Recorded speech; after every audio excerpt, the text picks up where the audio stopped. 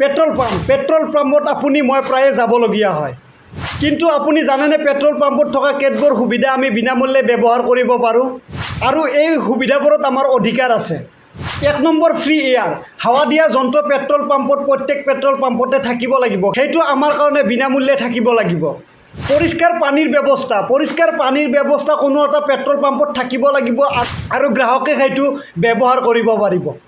Phone কৰাৰ কাৰণে ব্যৱস্থা থাকিব লাগিব, ইমাৰ্জেঞ্চি সময়ত আপুনি পেট্ৰল পাম্পত গৈ পেলাই ফোন কৰিব পাৰে, সেইটোৰ সুবিধা পেট্ৰল পাম্পে দিব লাগিব।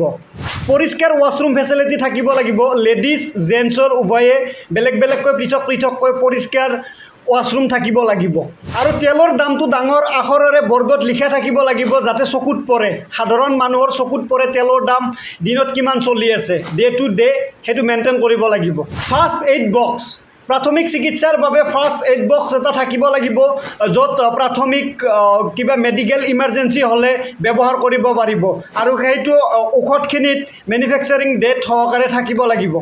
ফায়াৰ ছেফটি ছাৰ্ভিচ আপোনালোকৰ জুই নুমুৱাবলৈ সেইটো ডিভাইচ থাকিব লাগিব আৰু সেইটো থকাটো বাধ্যতামূলক জৰুৰী। তেল ভৰোৱাৰ পিছত বিল দিয়া ব্যৱস্থাটো থাকিব লাগিব, সেইটো আপোনাৰ বা মোৰ এইটো দায়িত্ব যে তেল ভৰাই পেলাই বিলখন লোৱা দায়িত্বটো নিজৰ। আৰু কমপ্লেইন বক্স এটা থাকিব লাগিব, উপযুক্ত পৰিমাণৰ সা সুবিধাখিনি নাপালে আপুনি কমপ্লেইন দিব পৰা কমপ্লেইন বক্স এটা থাকিব লাগিব, যিটোৰ জৰিয়তে আপোনাৰ অভিযোগটো আপুনি দাঙি ধৰিব পাৰে।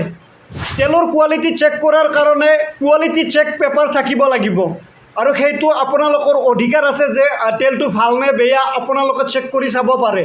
আৰু তেল ভৰাওঁতে যদি কিবা খেলি মেলি পায়, কেতিয়াবা খেলি মেলি লগা যেন লাগে, যদি আপোনালোকৰ সন্দেহ হয় তেতিয়া 5 লিটাৰ ধৰা ইনষ্ট্ৰুমেণ্ট এটা থাকে, সেইটোৰ জৰিয়তে আপোনালোকে তেলটো জুখি ল'ব পাৰে।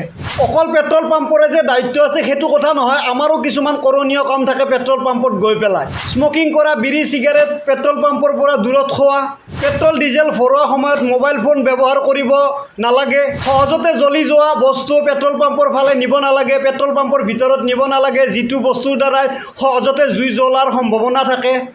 আৰু গাড়ীৰ তেল ভৰোৱা সময়ত গাড়ীৰ ষ্টাৰ্টটো বন্ধ কৰি ল'ব লাগে আৰু সদায় যাতে 0 মিটাৰ চাইহে তেল ভৰাই সেইটোৰ কাৰণে সজাগ হ'ব পাৰে, নহ'লে কেতিয়াবা আপুনিও ঠগ প্ৰবঞ্চকৰ হাতত পৰিব পাৰে।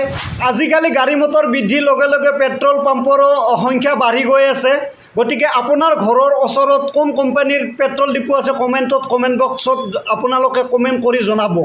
গতিকে ভিডিঅ'টো আজি ইমানেই আছিলে, যদি আপোনালোকে কিবা অলপ শিকা বুলি ভাবিছে তেনেহ'লে কমেণ্ট শ্বেয়াৰ এটা কৰি দিব আৰু এনেধৰণে নিতৌ কেছ ষ্টাডিৰ ওপৰত ভিডিঅ' আপোনালোকৰ মাজলৈ লৈ আহি মই পাপুক A to Z আজিলৈ এৰিছোঁ। নমস্কাৰ, ধন্যবাদ।